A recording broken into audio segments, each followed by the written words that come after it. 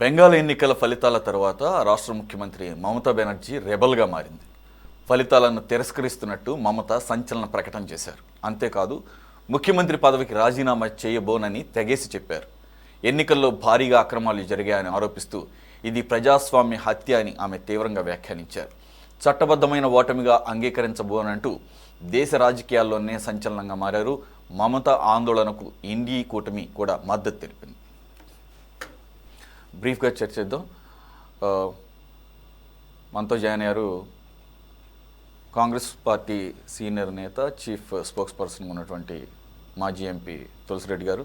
నమస్తే sir, welcome. అలాగే Bharatiya Janata party senior నాయకులు కృష్ణమూర్తి గారు కూడా. నమస్తే సార్, వెల్కమ్. కృష్ణానీల్ గారు, సార్ ఇది ఇంతకుముందు ఎక్కడన్నా జరిగిందా అంటే నాకు గుర్తులేదు. అవకతవకలు జరిగాయన్న పేరు మీద ఓటమిని అంగీకరించడం లేదు కాబట్టి I'm not going to resign to chief minister post అని చెప్పేసి ఆవిడ చెప్పటాన్ని ఎలా చూడాలి? అలాగే ఒక పక్కనేమో బీజేపీ 200 దాదాపుగా పైచిలకు స్థానాలు తెచ్చుకొని 9వ తారీఖున బీజేపీ సీఎం అభ్యర్థి పదవి స్వీకార ప్రమాణం చేస్తారని చెప్పేసి అనౌన్స్మెంట్ కూడా జరిగిపోయింది. ఓ పక్కన 9వ తారీఖు ఎన్నో రోజులు లేదు. మరి ఇది ఏ రకమైనటువంటి కాన్సిక్వెన్సెస్కి దారితీసే అవకాశం ఉంది? సురేష్ గారు, ఇప్పుడు మన భారత రాజ్యాంగంలో అన్ని సమస్యలకి సమాధానాలు ఉన్నాయి, పరిష్కారాలు కూడా ఉన్నాయి. ఇదేం పెద్ద జటిలమైనటువంటి సమస్య కూడా కాదు. ఇక్కడ పశ్చిమ బెంగాల్లో జరిగినటువంటి ఎన్నికల తీరుకు సంబంధించినటువంటి వ్యవహారము, అక్కడ ప్రయోగము, అదే విధంగా కేంద్ర బలగాలకు సంబంధించినటువంటి ఒత్తిడి, ఈ వ్యవహారం ఇదంతా కూడా కేంద్ర ప్రభుత్వము మా మీద దాడి చేసింది, ఇది అప్రజాస్వామికమైనటువంటి ఎన్నికలు అని మమతా బెనర్జీ ఓడిపోయిన తర్వాత చెప్తున్నారు. ఎన్నికలకు ముందు కూడా కొన్ని సందర్భాల్లో ఈ అంశాల మీద ఆవిడ మాట్లాడలేదా అనటం లేదు. అలాగని ఇప్పుడు కేంద్రంలో అధికారంలో ఉన్నటువంటి బీజేపీ వాళ్ళ ఇష్టారీతిన ఒక పోనీ ఎన్నికల కమిషన్ ఉపయోగించుకొని సార్ పేరుతోనూ లేదా కేంద్ర బలగాలను ఉపయోగించుకొని ఇలాగా ప్రజాభిప్రాయాన్ని మార్చగలిగినటువంటి పరిస్థితులు ఉంటాయని నేను అనుకోవట్లా. ఎంతో కొంత తేడా ఉంటే ఉండొచ్చేమో. ఇప్పుడు అలా అనుకుంటే 3 దఫాలు తృణమూల్ కాంగ్రెస్ పశ్చిమ బెంగాల్లో గెలిచింది. మరి అప్పుడు ఆ రాష్ట్రంలో ఉండేటువంటి ఉద్యోగులను అడ్డం పెట్టుకొని ఈవిడ గెలిచారని ఏమన్నా వాళ్ళు ఆరోపణ చేస్తే అది కరెక్ట్ కాకపోవచ్చు అని నేను అంటున్నాను. ఒకటి, ఇప్పుడు సిపిఎం సుదీర్ఘకాలంగా అక్కడ కమ్యూనిస్ట్ పార్టీలు పరిపాలన చేసాయి. వాళ్ళ దగ్గర నుంచి ఏ విధంగా అయితే మమతా బెనర్జీ అధికారాన్ని లాక్కున్నారో ఇప్పుడు అదే తరహాలో ఆవిడ చేతుల్లో నుంచి కూడా బీజేపీ అదే తరహాలో లాక్కున్నది. ఇక్కడ ఎంతో కొంత ఫోర్స్ఫుల్ గా కొంత జరిగి ఉండొచ్చు. వీళ్ళ దగ్గర నుంచి రాజ్యాధికారం అంటే పవర్ ని లాక్కునేటువంటి క్రమంలో జరిగేటువంటి ప్రక్రియలో అధికారంలో ఉండేటువంటి బీజేపీ కొంత హద్దులు దాటి ఉండొచ్చేమో. అలాగని ఇప్పుడు ఎన్నికల్లో మన ప్రజాస్వామ్యయుతంగా జరిగినటువంటి ఎన్నికల్లో ఎవరు గెలిచారు అనేటువంటి అంశము ఒకసారి ప్రజలు నిర్ణయించిన తర్వాత ఖచ్చితంగా ఈ ప్రజాభిప్రాయానికి రాజకీయ పార్టీలు కట్టుబడి ఉన్నాయి. ఇప్పటి వరకు అధికారంలో ఉన్నటువంటి మమతా బెనర్జీయే నేను దీన్ని ఒప్పుకోను, ఈ ఎన్నికలను మేము అంగీకరించము అనేది నువ్వు ఎన్ని మాట్లాడుకున్నా, ఏం చేసుకున్నా, మీ ఆఫీసులో ఎన్ని మాట్లాడుకున్నా, లేదంటే మీ కార్యకర్తల కోసం మీరు ఎన్ని చెప్పుకున్నా అది మీ ఇష్టం. ఇప్పుడు మీరు గమనించండి, ఆంధ్రప్రదేశ్లో 2019లో తెలుగుదేశం ఓడిపోయినప్పుడు అసలు ఈ ఓటమి ఎలా జరిగిందో నాకు అర్థం కావట్లేదు అని చెప్పి చంద్రబాబు నాయుడు మాట్లాడాడు. ఆయన 5 ఏళ్ళు కూడా ఆ ఓటమిని వాళ్ళు కూడా అంగీకరించలేదు. మానసికంగా మేము ఓడిపోయామని చెప్పలేదు. అదేవిధంగా 2024లో ఓడిపోయిన తర్వాత వైఎస్ఆర్ కాంగ్రెస్ పార్టీ కూడా వాళ్ళు ఏం చెప్పారు, అసలు ఏదో జరిగి ఉండొచ్చు అంతే తప్ప లేకపోతే మేము ఎందుకు ఓడిపోతాం అనేటువంటి విధంగా. ఇది కార్యకర్తలను వాళ్ళ పార్టీకి సంబంధించినటువంటి శ్రేణుల్ని నిరుత్సాహపడకుండా వాళ్ళని మోటివేట్ చేసుకోవటం కోసం, వాళ్ళ కోసం ఏదైనా మాట్లాడుకుంటే మాట్లాడుకోవచ్చు. అంతే తప్ప నేను ముఖ్యమంత్రిగా రాజీనామా చెయ్యను, నేనే ముఖ్యమంత్రి కావాలని ప్రజలు కోరుకుంటున్నారు అని ప్రజలు కోరుకుంటే మీకు సీట్లు వచ్చాయి కదా, సీట్లు రాలేదు. మీ ప్రజలు తిరస్కరించారు ఈ ప్రజాస్వామ్యతంగా జరిగినటువంటి ఎన్నికల్లో అని మనం ఖచ్చితంగా భావించాల్సి ఉంటుంది. ఇది ఒక రకమైనటువంటి పోరాటం కింద ఆవిడ చెప్తున్నారు. మరి దీనికి ఇండియా కూటమి మద్దతు ఇస్తుంది అనేటువంటి విధంగా ఇండియా కూటమి మాట్లాడేటువంటి మాటలు, లేకపోతే ఇండియా కూటమి మద్దతు ఇవ్వటం, ఇది ఎంత మేరకు సమంజసం అని కూడా వాళ్ళు కూడా ఆలోచించుకోవాలి. నేను ఇండియా కూటమికి సంబంధించినటువంటి విషయంలో నేను చెప్పేది ఏంటి అంటే, ఒకవేళ ఎన్నికలకు సంబంధించినటువంటి అప్రజాస్వామికమైన చర్యలని ఎన్నైనా తప్పు పట్టొచ్చు. ఎన్నికలు అయిపోయి ఒకసారి ఫలితాలు వచ్చిన తర్వాత, ఎన్నికల కమిషన్ ఫలితాలని ప్రకటించిన తర్వాత, నేను ఈ విధమైనటువంటి ఓటమిని అంగీకరించను, నేను రాజీనామా చేయను అనేటువంటి విధంగా మాట్లాడేటువంటి మాటల్ని ఇండియా కూటమి రాజకీయ పరంగా మమతా బెనర్జీని సమర్థించడం కరెక్ట్ కాదు అని నా అభిప్రాయం. ఇప్పుడు ఆవిడ రాజీనామా చేయటం అనేటువంటిది ఒక సంప్రదాయం. ఓడిపోయినటువంటి ముఖ్యమంత్రి రాజీనామా చేస్తే ఎవరైతే ఎక్కువ సీట్లు వచ్చినటువంటి పార్టీ ఉందో ఆ పార్టీ వాళ్ళు వెళ్ళి గవర్నర్ను కలుస్తారు. వాళ్ళకి సంబంధించినటువంటి శాసనసభ పక్ష నేత ఎవరో ఉన్నారో వాళ్ళు వెళ్ళి మేము ప్రభుత్వాన్ని ఏర్పాటు చేయడానికి సంసిద్ధంగా ఉన్నామని ఆ పార్టీ వాళ్ళు చెప్తారని బీజేపీ అక్కడ చెప్తుంది. చెప్పినప్పుడు గవర్నరు వాళ్ళని ప్రభుత్వాన్ని ఏర్పాటు చేయడానికి అన్ని ఏర్పాట్లు చేసి గవర్నరు రాజ్యాంగబద్ధంగా వాళ్ళని ఆ ప్రభుత్వాన్ని ఏర్పాటు చేస్తారు. మరి ఇప్పుడు ముఖ్యమంత్రి రాజీనామా చేయకపోతే ఇప్పుడు గెలిచినటువంటి పార్టీ ప్రమాణ స్వీకారం చేయకుండా రాజ్యాంగబద్ధంగా ఉన్నటువంటి గవర్నరు ప్రజల ద్వారా ఎన్నికైనటువంటి పార్టీని అధికారంలోకి తీసుకురాకుండా ఉండటానికి అవకాశం లేదు. ముఖ్యమంత్రి రాజీనామా చేయటం అనేటువంటిది సంప్రదాయం మాత్రమే. కాబట్టి ఆవిడ రాజీనామా చేసినా చేయకపోయినా, ఆవిడ రాజీనామా చేయనని భీష్మించుకొని కూర్చున్నా, ఎవరైతే బీజేపీ తరఫున శాసనసభాపక్ష నేతగా ఎన్నికైనటువంటి వాళ్ళు వెళ్ళి వాళ్ళ టీం వెళ్ళి గవర్నర్ను కలుస్తారు. గవర్నర్ వాళ్ళ ప్రభుత్వాన్ని ఏర్పాటు చేయడానికి ఆమోదిస్తారు. ప్రభుత్వాన్ని ఏర్పాటు చేసిన తర్వాత శాసనసభాపక్ష నేతగా ఉన్నటువంటి బీజేపీ అతను ముఖ్యమంత్రి అవుతాడు. తర్వాత మంత్రివర్గాన్ని కూడా గవర్నర్ ఆమోదం మేరకు ఏర్పాటు చేసుకుంటారు. ఆటోమేటిక్ గా కొత్త ప్రభుత్వం ఏర్పాటు అవుతుంది. ఇప్పుడు ఎవడ ముఖ్యమంత్రిగా రాజీనామా చేయనంత మాత్రాన ఆవిడ దగ్గరేమి ముఖ్యమంత్రి పదవి అయితే ఉండదు. ఇది రాజ్యాంగబద్ధంగా ఉన్నటువంటి అంశం. ఆమె రాజీనామా చేయడం అనేటువంటిది సంప్రదాయం మాత్రమే నాకు తెలిసినంత వరకు. కాంగ్రెస్ పార్టీ ఇండి కూటమికి నాయకత్వం వహిస్తున్నటువంటి జాతీయ పార్టీగా సరే మద్దతు తెలుపుతున్నాము అంటే నైతిక మద్దతు తెలుపుతున్నట్లుగానా, లేకపోతే పోరాటానికి మద్దతు తెలుపుతారా? ఇప్పుడు ఈ పోరాటం అంటే ఎక్కడి నుంచి ఎక్కడికి వెళ్తుంది? ఇది అసలు పోరాటంగా అభివర్ణించడం ఎంతవరకు కరెక్ట్? రెండో పాయింట్ వచ్చేసి ఆవిడ స్వయంగా ఓడిపోయారు అంటే ఎమ్మెల్యేగా కూడా కాదు ఆవిడ, ఇంకా సీఎం పదవిని పట్టుకుని ఆలాడతానంటే దాంట్లో అర్థమేం లేదని నాకు అనిపిస్తుంది. రెండోది, ఆవిడ కనుక గెలిచుంటే ఈ మాటలు మాట్లాడేదా? నాలుగో పాయింట్ వచ్చేసి 100 స్థానాలు చోరీ చేశారు అన్నప్పుడు అసలు ఎలక్షన్స్ని బహిష్కరించాల్సింది కదా. మీకు ఇప్పుడు ఈ సవ్యంగా జరగవు, ఎస్ఐఆర్ పేరు మీద 90 లక్షల ఓట్లు తీసేశారు కాబట్టి నా ఓటమి తథ్యం, ఇది అప్రజాస్వామికంగా జరగబోతుంది అనుకున్నప్పుడు అసలు ఎలక్షన్స్నే బహిష్కరిస్తే ఒక పని అయిపోయేది కదా, అప్పుడు క్లారిటీ ఉండేది. పార్టిసిపేట్ చేశారు, పోరాడారు, దాంట్లో ఓడిపోయారు. గెలిచుంటే కనుక ఈ పరిస్థితి ఉండేదని ఒక మౌలికమైన ప్రశ్న. సార్,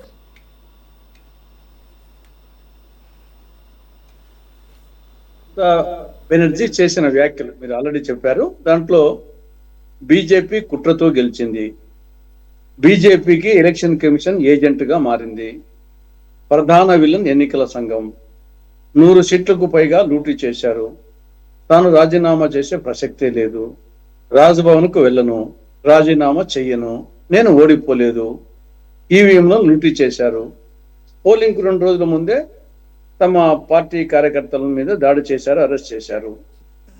ఇవన్నీ చెప్పిన తర్వాత ఇండియా కూటమి తన వైపే ఉంది, నేను ఇండియాలో కూటమిలోనే ఉంటాను, సోనియా గాంధీ రాహుల్ గాంధీ గారు మాట్లాడారు ఫోన్లో. తర్వాత అఖిలేష్ యాదవ్, తేజస్వి యాదవ్, హేమంత్ సోరెన్ తదితరులు ఫోన్ చేసి సపోర్టుగా నిలిచారు.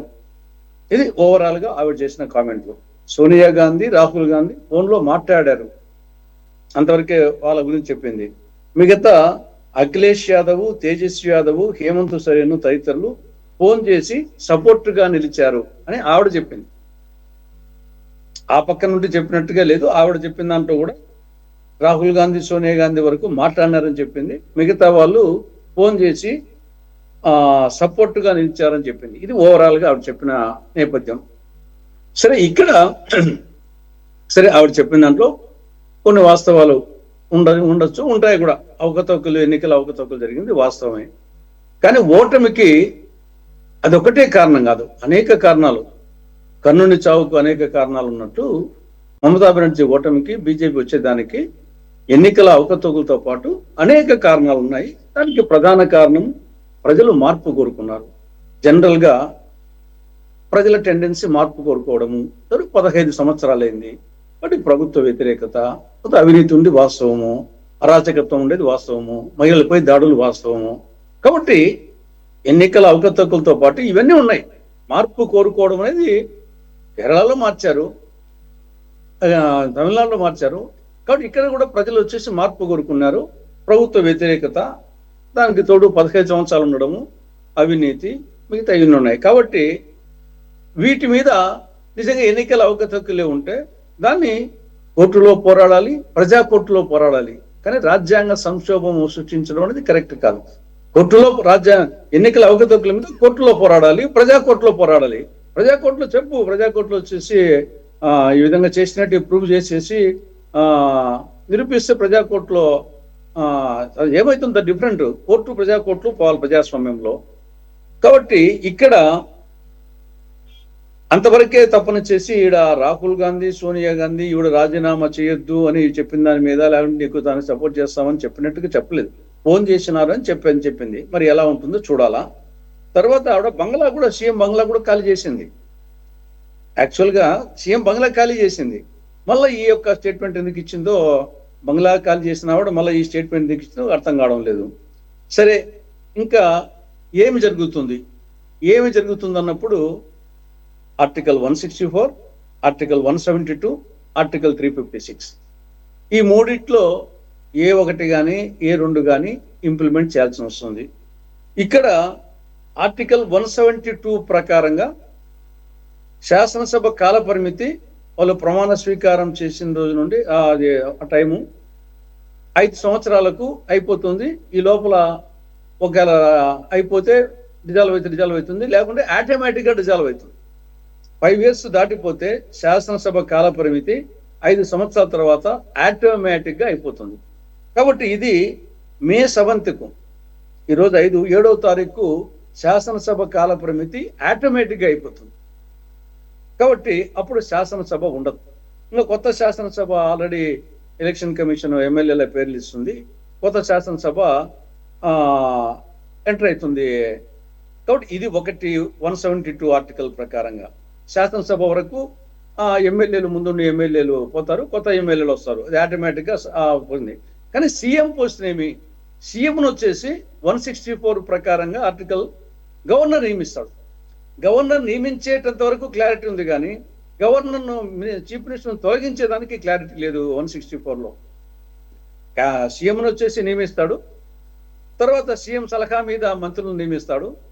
6 నెలల లోపల వాళ్ళ మెజార్టీ నిరూపించుకోవాలా అని ఉంది. కానీ ఇటువంటి పరిస్థితి వచ్చినప్పుడు ఆ సీఎం పదవిని ఖాళీ చేయనప్పుడు ఏం చేయాలా అనేది వచ్చేసి అసెంబ్లీ వరకు స్పష్టత ఉంది, అయితే లేకపోతే ఆటోమేటిక్ అయిపోతుంది. కానీ సీఎంకి వచ్చేసి ఎమ్మెల్యే కావాలని అవసరం లేదు. ఎమ్మెల్యే కానీ ఎమ్మెల్సీ కానీ 6 నెలల వరకు ఎమ్మెల్యే ఎమ్మెల్సీ కాకుండా కొనసాగచ్చు. కాబట్టి ఆ ప్రావిజన్ ఉంది. అది కొంత నాకు తెలిసి క్లారిటీ లేదు.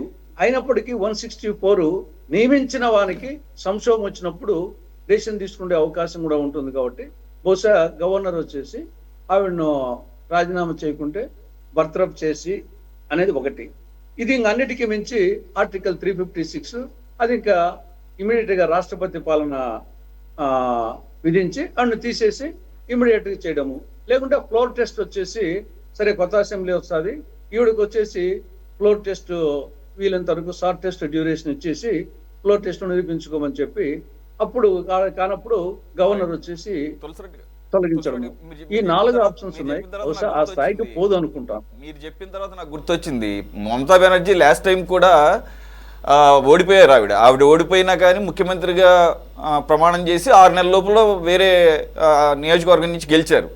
ఇదే సువేందు అధికారి చేతిలో ఓడిపోయారు కదండి. కాబట్టి మీరు అన్నట్టు కరెక్ట్. అది ఎమ్మెల్యేగా ఉంటేనే ముఖ్యమంత్రిగా ప్రమాణం చేయాలని రూల్ లేదు. 6 months అలాగూ టైం ఉంది. కాబట్టి కృష్ణానీల్ గారు ఏమైనా క్విక్గా యాడ్ చేయాలనుకుంటే.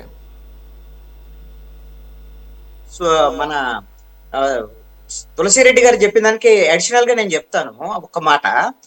ముఖ్యమంత్రి అనేటువంటిది వాళ్ళ ఎమ్మెల్యేల పదవి కాలం ముగియటంతో పాటు వాళ్ళ ప్రభుత్వ పదవి కాలం కూడా ముగిసిద్ది. ముఖ్యమంత్రి పదవి కాలం కూడా ముగిసిపోయిద్ది. ఆపద్ధర్మ ముఖ్యమంత్రిగా ఒక ముఖ్యమంత్రి మాత్రమే ఉంటారు. కేబినెట్ కూడా ఉండదు. ఆపద్ధర్మమే. కేవలం కొత్త ముఖ్యమంత్రి ప్రమాణ స్వీకారం చేసేంత వరకు ఆపద్ధర్మ ముఖ్యమంత్రి. ఆ రాజీనామా చేయకపోయినా అసలు అది విషయం కాదు అనేటువంటిది నేను అనుకుంటున్నాను. సార్ అది పరిస్థితి. మరి మీరేమో 9వ తారీఖు బెంగాల్లో కొత్త ముఖ్యమంత్రి ప్రమాణ స్వీకారం చెప్పారు. నాకు కరెక్ట్గా ఐడియా లేదు. లేటెస్ట్ సువేందు అధికారే ఆయన ముఖ్యమంత్రిగా ప్రమాణం చేస్తారా? నిన్న ఒక లేడీ పేరు కూడా వినపడింది.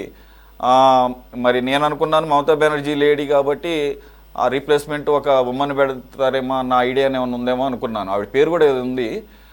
సార్ దాని మీద ఏమన్నా క్లారిటీ ఉందా? రెండు మమతా బెనర్జీ చేస్తున్నటువంటి ఆరోపణల మీద మీ అబ్జర్వేషన్, రియాక్షన్.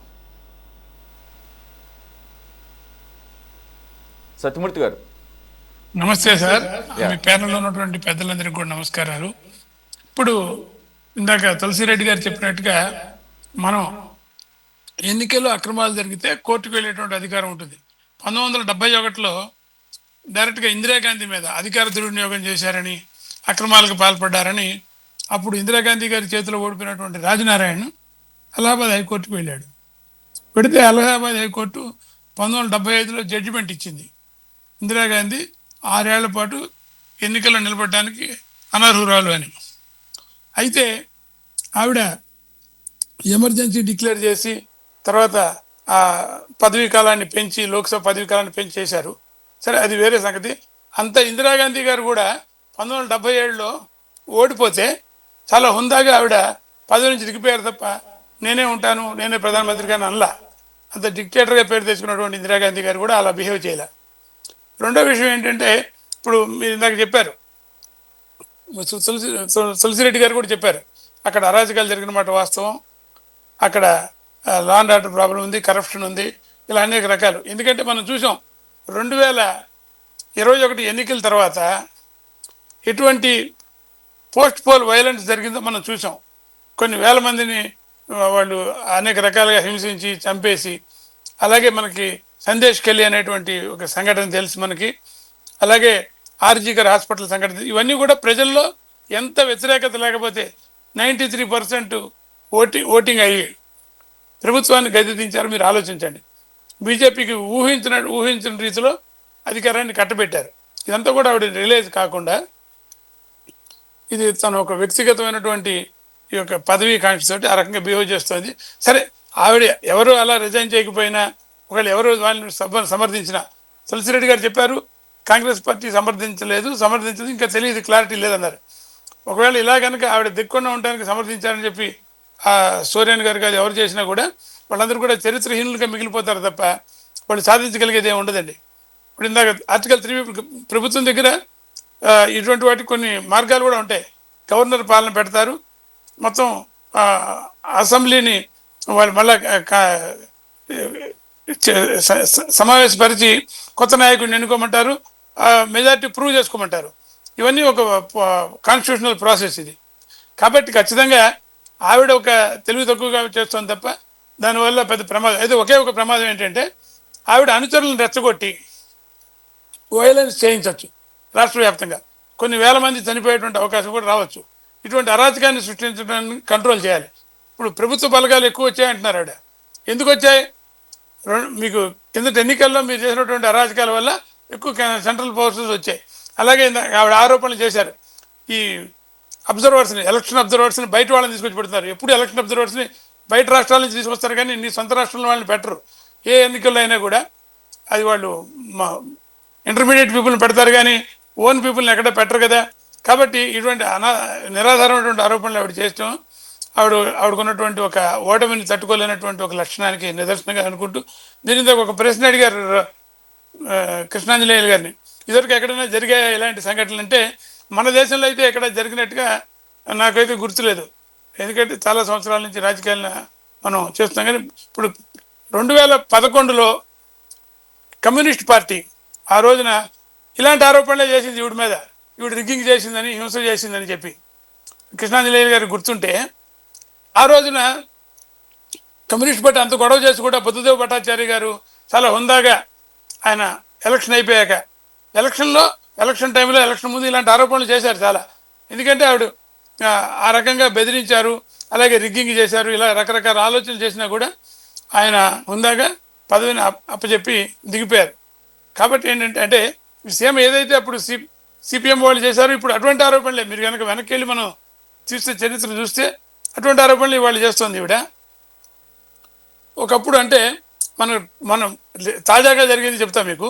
ట్రంప్ 2020 సంవత్సరంలో ఓడిపోయి నేను ఓడిపోలేదు, రిగ్గింగ్ తోటి నన్ను చేశారని చెప్పి నేను దిగును అని చెప్పాడు. అలాగే ఒక క్యాపిటల్ టవర్స్ వాళ్ళ మీద దాడి చేసి క్యాపిటల్ హిల్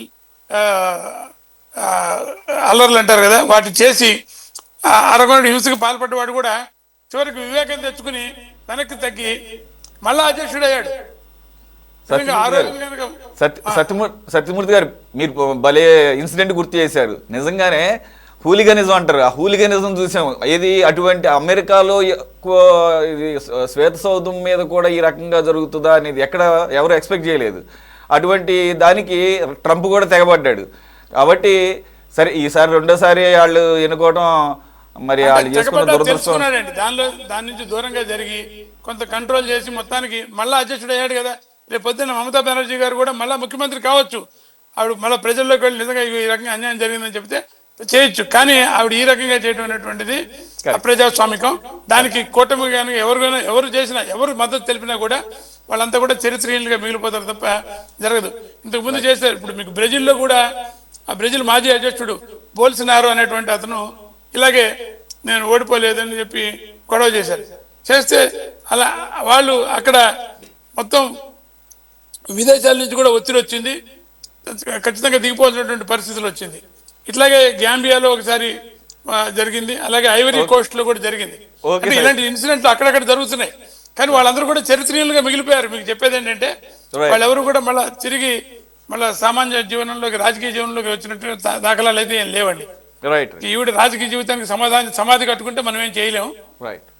నాకైతే ఇవన్నీ మేకపోతు గాంభీర్యం లాగా అనిపిస్తుంది. సార్ వెంకటేశ్వర గారు కంక్లూడ్ చేద్దాము. ఆవిడ మీద పర్సనల్ అటాక్లు జరిగినాయి అని, ఆవిడకి గాయాలైనవి అని చెప్పేసి కూడా ఆవిడ ఆరోపణలు చేస్తున్నారు. రెండోది ఇది ఏదైతే అయిపోయిన తర్వాత, ఎలక్షన్స్ అయిపోయి రిజల్ట్ వచ్చిన తర్వాత ఆవిడ మాట్లాడుతున్న తీరు మేబీ ఇదొక మెకానిజం ఉంది కదా, పార్టీ శ్రేణుల్లో ధైర్యం నింపడం కోసం, ఆ రకంగా పార్టీని కాపాడుకోవడం కోసం. ఒకసారి కనుక బీజేపీ కనుక అడుగు పెడితే ఇక ఉక్కుపాదంతో తొక్కి పారేస్తుందేమో అని చెప్పేసి ఒక భయం కూడా ఉండి ఈ రకంగా నాకు అన్ని పార్టీల మద్దతు ఉందని చెప్పేసి ఈవిడ ఇంత స్ట్రాంగ్గా ఇండియా కూటమి నాకు మద్దతు ఉంది, నేను ఇండియా కూటమిలోనే ఉంటాను మొన్నటి వరకు మాట్లాడలా. ఈవిడ సొంత పెత్తనం చలాయించినట్టుగా చేసింది. ఇంకా మాట్లాడితే అసలు నేనే సరైన ఆల్టర్నేటివ్ దీంట్లో కాంగ్రెస్ కన్నా కూడా అన్న రీతిలో ఉన్న ఈవిడ ఇప్పుడు సడన్గా ఈవిడికి ఇండియాలో ఇండియా కూటమిలో ఉన్నటువంటి అన్ని పార్టీల మద్దతు కూడా కావాల్సి వచ్చిన పరిస్థితి ఉంది. సో ఇదంతా మేకపోతే ఇప్పుడు గాంభీర్యంలాగా నాకు కనపడుతుంది. Sir what you say? Yes, ఇక మీ నుంచే నేను మొదలు. ఎస్, అదే మొన్నటిదాకా ఇండియా కూటమి నేనే తిప్పుతానన్న మనిషి ఏదైనా పిలిపించినా ఇండియా కూటమి నాయకులను లెక్క పెట్టలేదు. ఈరోజు ఇండియా కూటమి అంతా నా అనుకుంటా అని చెప్తుంది. అంటే ఏ ఎండకు ఆ గొడుగు పట్టడం అంటే ఇది. ఈమె చేసినటువంటి పాపాలు, దౌర్జన్యం, దుర్మార్గం, అవినీతి, బంధుప్రీతి ఒకటి కాదు. చివరికి ఒక మహిళా ముఖ్యమంత్రిగా ఉండి ఒక డాక్టర్ అమ్మాయిని పీజీ చేసిన అమ్మాయి, పెళ్లి కాని అమ్మాయిని అత్యంత దుర్మార్గంగా రేపు చేసి చంపితే కనీసం ఆ గుండెలు కూడా అరెస్ట్ చేయకుండా కాపాడినటువంటి వ్యక్తిని ప్రజలు ఎట్లా క్షమిస్తారు? ఇప్పుడు ఆ ఎవరైతే అమ్మాయి చనిపోయిందో వాళ్ళ అమ్మ గెలిచింది ఈ ఎన్నికలు. ఇంతకంటే ఇంకేం చెప్తాం? ఇది బీజేపీ గెలవడానికి బీజేపీ సొంత బలము కాదు, బీజేపీ అభివృద్ధి చేస్తుందని కాదు, బీజేపీ వస్తే మా రాష్ట్రం బాగుపడుతుందని మాత్రం కాదు. మమతా బెనర్జీ చేసినటువంటి దుర్మార్గం, దౌర్జన్యం ఇది మొదటి అంశం. రెండవది, బీజేపీ గెలవడానికి కారణాలు 3 అంశాలు ఉన్నాయి. ఒకటి, ప్రధానమైనటువంటి కారణం ఏమిటంటే, ఒక స్ట్రాటజిక్ గా బీహార్ యొక్క ప్రయోగాన్ని, అక్కడ చేసినటువంటి ఆపరేషన్ని యథాప్రకారంగా బెంగాల్లో చేసింది. సర్ర పేరు మీద 90 లక్షల ఓట్లు తొలగించింది. ఆ 90 లక్షల ఓట్లు తొలగించే దాంట్లో ప్రధానమైనటువంటి ఓటర్స్ ఎవరో మీకు తెలుసు, దాని గురించి చెప్పాల్సిన అవసరం లేదు. ఇది ఒక ప్రధాన. రెండవది, ఎన్నికల కమిషనే బీజేపీ కమిటీగా పనిచేసింది, అందులో ఎటువంటి డౌటే లేదు. ఎందుకు ఆ మాట చెప్తున్నామంటే, రేపు ఎన్నికల్లో మమతా బెనర్జీ మీద, బీజేపీ ముందుకు కాదు, మమతా బెనర్జీ చాలా దుర్మార్గానికి ఒడిగడుతుంది. ఎట్ ఏ టైం ఒకేసారికి ఎన్నికలు నిర్వహించాలని మా పార్టీ సాక్షాత్ వెళ్ళి ఎన్నికల కమిషన్ని, కేంద్ర కమిషన్ని కలిసింది. బీజేపీ వాళ్ళ చేతిలోనే ఉంది, ఎన్నికల కమిషన్ చేతిలోనే ఉంది. అది కోరితే 5 టర్ములుగా జరిగే ఎన్నికలు మా ప్రజలు మేము ఒత్తిడి కారణంగా 2 సార్లకి 2 దానికి కుదించేశారు. ఇది ఎన్నికల కమిషన్ బీజేపీగా పూర్తిగా పనిచేసింది. ఇది రెండవ. మూడవది, బంగ్లాదేశీలు, విదేశీయులు, అని రకరకాల ఒక హిందూ మతం మన రెచ్చగొట్టడానికి బీజేపీ చేయని పాపం అంటూ లేదు. అదేవిధంగా అమిత్ షా మాటలు ఎంత దుర్మార్గం. మమతా బెనర్జీ మాకు శత్రువు, కానీ ఒక మహిళ, ఒక ముఖ్యమంత్రిగా ఉన్నటువంటి ఒక మహిళని మమత, ఇది ఎంత దుర్మార్గమైంది. కాబట్టి బీజేపీ గెలవడానికి సర్రొకటి, ఎన్నికల కమిషన్ ఓన్ చేసుకోవడం, మతతత్వాన్ని, హిందూ మతతత్వాన్ని రెచ్చగొట్టడం. వీటన్నిటితో పాటు మీరు అందరూ తెలుసో నాకు తెలీదు, బీహారు పక్కన ఉన్నటువంటి రాష్ట్రాల నుంచి 100 ట్రైన్లని తరలించారు. ఇది అందరికి తెలిసిన సత్యం. 100 ట్రైన్స్ ప్రధాన నగరాలన్నింటిలో 5 రోజుల పాటు ఏ నగరంలో ఒక హోటల్ ఖాళీ లేదు, ఒక టిఫిన్ దొరకలేదు, ఒక అకామిడేషన్ దొరకలేదు. అంటే బీజేపీ, అమిత్ షా ఎంత పగడ్బందీగా వందలాది మందిని తరలించి రిగ్గింగ్ చేయడానికి పూనుకున్నది మాత్రం వాస్తవం. కానీ మేమేం చెప్తున్నామంటే, నువ్వు నిజంగా అదే పని అయితే ఓడిపోయిన తర్వాత నేను ముఖ్యమంత్రి దిగిపోయినట్టు, నువ్వు దిగిపోయినా నీకేం ఉండదు అక్కడ. ఎందుకు ఉండదని చెప్తున్నానంటే, 4 ఏళ్ల భాస్కర్ ఎన్టీఆర్ ముఖ్యమంత్రిగా ఉన్నాడు, సురేష్ తెలిసే ఉంటుంది. ఆయన ఆపరేషన్ కోసం అమెరికాకి వెళ్ళాడు. వచ్చేలోపు 4 ఏళ్ల భాస్కర్ రావు పడగొట్టి కేంద్ర సహాయంతో చేశాడు. ప్రజలు ప్రజలు తన్ని, అందులో నేను కూడా విద్యార్థి ఉద్యోగంలో ఉన్నాను కాబట్టి మేము కూడా రైలు మీద రాళ్ళేసి నిలబెట్టారు. కాబట్టి ఇటువంటిది తులసిరెడ్డి గారు చెప్పిన ఆర్టికల్ ఇవన్నీ కాదు, గవర్నర్ వ్యవస్థ నియమించిందే ఆ రాష్ట్రాల్లో నాశనం చేయడానికే గవర్నర్లు ఉండేది. వాళ్ళకి ఇంతకంటే వేరే పని లేదు. ముఖ్యమంత్రి తొలగించడం, అవసరం వచ్చినప్పుడు తీసేయడం, దానికోసమే పెట్టారు. కాబట్టి గవర్నర్కి అధికారాలు ఉన్నాయి, మీకు అందరికి తెలిసినవే, ఏమి లేదు రకరకాలని చెప్తున్నారు, ఉన్నాయి. మేము ఆనాడు కాంగ్రెస్ గవర్నమెంట్ ఉన్నప్పుడు జ్యోతిబాస్ గారి నాయకత్వంలో ఎన్నికలకు పోతే అర్ధ ఫ్యాసిస్ట్ విధానం పెట్టింది. మొత్తం 230 మంది కార్యకర్తలను కాల్చి దుర్మార్గంగా చేసింది. 1400 మంది నాయకులు జైల్లో పెట్టింది. అయినా ఎన్నికలకు పోతే ఈ ఎన్నికలు బూటకమని సిపిఎం పార్టీ మధ్యలో ఎన్నికలు బహిష్కరించి వచ్చింది. ఆ ఎన్నికలు బహిష్కరించి వచ్చి ఇందిరాగాంధీ దౌర్జన్యం గెలిచింది. తర్వాత ఏమైంది? 35 ఏళ్ళు కాంగ్రెస్ కి అతిగతి లేకుండా పోయింది. బీజేపీ కూడా అదే పరిస్థితే. కాబట్టి దౌర్జన్యం, దుర్మార్గంతో పరిపాలన చేయడానికి కూడా మూర్ఖత్వము. అందుకోసం మమతా బెనర్జీ తీసుకోకుండా బీజేపీ వ్యవహరిస్తుంది అనడానికి ఈరోజు జరిగిన ఒక అంశం చెప్తాను. బెంగాల్లో లెనిన్ విగ్రహం, లెనిన్ అంటే ఆయన ఒక ఊరోడా, ఒక దేశమడా, ఆయన ప్రపంచ కార్మిక వర్గానికి, సోషలిస్ట్ విప్లవానికి ఒక వీరుడు. ఆ విగ్రహం ఉంటే దాన్ని పోయి కాషాయి రంగు పూసి ఈడు కమ్యూనిస్ట్ కాదు అని, విదేశీయులని, ఏమిటి అరాచకం, ఈ దుర్మార్గం. త్రిపుర అట్లా చేశారు, మీ ముఖ్యమంత్రిని తన్ని మీరే పంపించారు. కాబట్టి ఇప్పుడు మేము కూడా ఇక్కడ విదేశీ సంబంధించిన వీడని కమ్యూనిస్ట్ పార్టీ ఎక్కడైనా ఒక నాయకుని విమర్శించడం కానీ, ఒక రాయి వేయటం కానీ చేశామా? ఈరోజు బెంగాల్లో వచ్చిన వెంటనే నువ్వు అసలైన ప్రధాన శత్రువు అనేది బీజేపీ మమత పోయింది. ఇప్పుడు ఈరోజు మమత కాదు మనకు ప్రధాన శత్రువు. ఎందుకంటే ఆ రాష్ట్రంలో ఇప్పటికీ ప్రజల కోసం, కష్టజీవుల కోసం, శ్రామికుల కోసం, సకల ప్రజల కోసం పోరాడేది కమ్యూనిస్టు. కాబట్టి సుదీర్ఘ కాలంలో చూసినప్పుడు వీళ్ళేమో ప్రధాన శత్రువులు అనేది బీజేపీకి తెలుసు. అవసరమైతే మమతా బెనర్జీ రేపు పరిస్థితి వస్తే వీళ్ళతో రాజీ పడిన ఆశ్చర్యపోవాల్సిన అవసరం లేదు. ఎందుకు ఈ చరిత్ర అంతా చూడండి. ఇద్దరు మన దేశంలో మమతా బెనర్జీ ఒకరు, రెండవది చంద్రబాబు ఒకరు, మూడవది ములాయం సింగ్ యాదవ్. మీకు తెలిసే ఉంటది. వీళ్ళు అవకాశవాదం వచ్చినప్పుడు ఎట్లయినా టర్న్ చేస్తారు. ఈమె కూడా నిక్కచ్చిగా నిలబడి నాకు గుర్తు ఎస్ కరెక్ట్. గతంలో రైల్వే మినిస్టర్ గా పనిచేసింది బీజేపీ హయాంలోనే కదా ఆవిడ. రైట్. సత్యమూర్తి గారు ఛానల్ తర్వాత జాయిన్ అయ్యారు కాబట్టి కంక్లూడ్ చేసే ముందు సార్ ఎక్కువ టైం తీసుకోకుండా ఒక 30 seconds to 1 minute మీరేదో సిపిఎం కి కమ్యూనిస్ట్ కి కౌంటర్ రెడీ చేసినట్టు మనసులో ఉన్న విషయం అంతా కూడా ఆయన కక్కారు. ఆయన కమ్యూనిస్ట్ పార్టీ కాబట్టి సంతోషం. ఇప్పుడు ఎందుకంటే వాళ్ళు నిజం గుర్తించట్లా. ఇవాళ కేరళలో ఎంత హింస చేశారండి. ఆయన మాట్లాడుతున్నారు హింసకు వ్యతిరేకంగా. ప్రజాస్వామ్యం గురించి మాట్లాడే హక్కు అసలు సిపిఎం వాళ్ళకు ఉందా?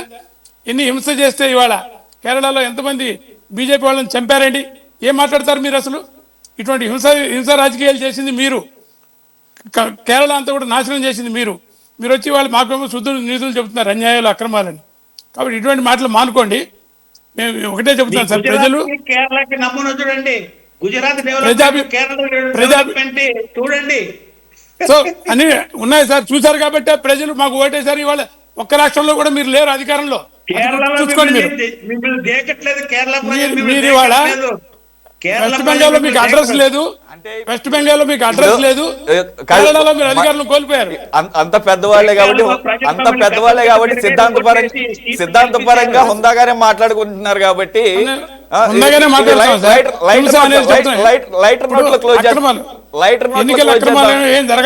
లైటర్ నోట్లో క్లోజ్ చేద్దాం. ఇప్పుడు సత్యమూర్తి గారి ఆనందం ఏంటంటే మేము మాకు సీట్లు వచ్చినా రాకపోయినా ఇబ్బంది ఏం లేదు, అక్కడ కాంగ్రెస్ గెలిచింది చాలు, కేరళలో మీరు ఓడిపోయారు అని చెప్పేసి చెప్పడం అయినది. ఎనీవే నేను అడిగానండి, కేరళలో వాళ్ళు హింస చేయలేదా మీరు చెప్పండి. ఇప్పుడు ఇప్పుడు హింస ఎంతో కొంత జరుగుతుంది, కానీ ఏ స్థాయిలో జరిగింది అనేది కూడా ఇక్కడ పరిగణలో తీసుకోవాల్సిన అవసరం ఉంది. Okay, anyway it's a big debate అవుతుంది.